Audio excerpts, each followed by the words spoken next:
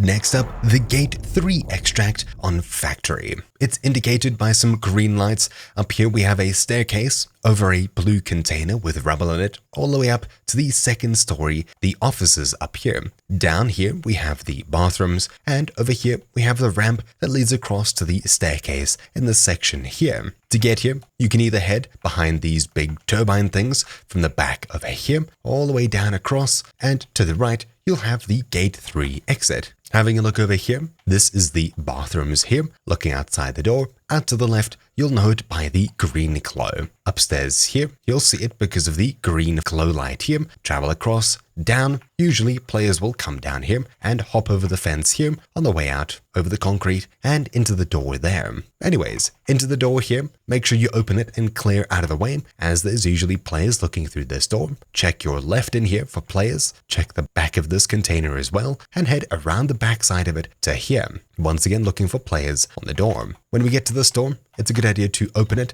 sometimes throw in a grenade, as there's usually players who'll sit around here or over here and camp the extract. All you need to do is navigate to the backside here, and usually around this point, you'll start the extraction. Very easy. If we have a look at a basic factory map, over here we have these huge silos. Here are the two turbines that I mentioned.